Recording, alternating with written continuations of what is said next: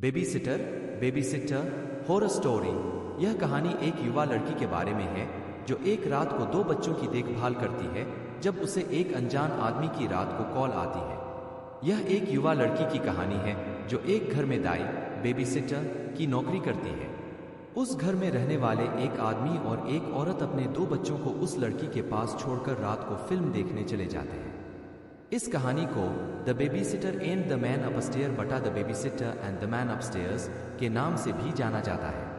इस कहानी का एक रूप scary stories to tell in the dark, अंधेरे में बताने के लिए डरावनी कहानियां में भी दिखाई दिया। बहुत रात हो चुकी थी लेकिन वे अभी तक घर पर नहीं लौटे थे।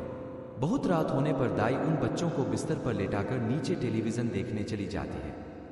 थोड़ी देर बाद उसे फोन की घंटी सुनाई देती है और वह फोन उठाती है तो उसे सामने से एक आदमी की आवाज आती है कि क्या तुमने बच्चों को देखा है। दाई ने फोन काट दिया और उसने सोचा कि उसके साथ कोई मजाक कर रहा है। फिर वह वापस टेलीविजन देखने को चली जाती है।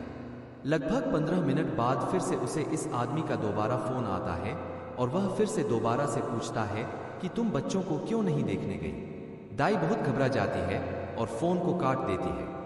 फिर दाई तुरंत पुलिस को फोन करती है और पुलिस उन्हें कहती है कि अगर आपके पास दोबारा उस आदमी का फोन आता है तो आप फोन काटना मत, उससे बात करते रहना ताकि हम उसका कॉल ट्रेस कर सकें।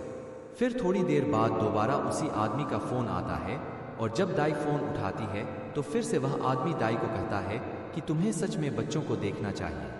फिर दाई थोड़ी देर तक उस आदमी से बात करती रहती है और फोन काट देती है।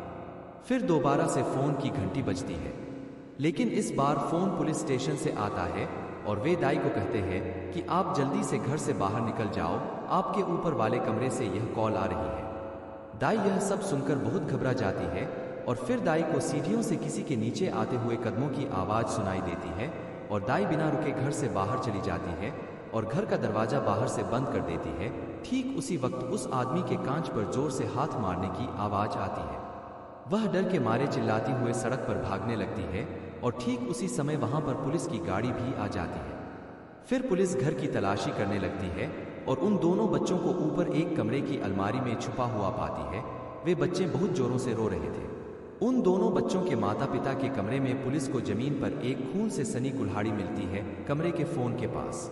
कमरे के पीछे की खिड़की खुली हुई थी। वहां पर उस पागल आदमी का कोई भी नामो निशान नहीं था।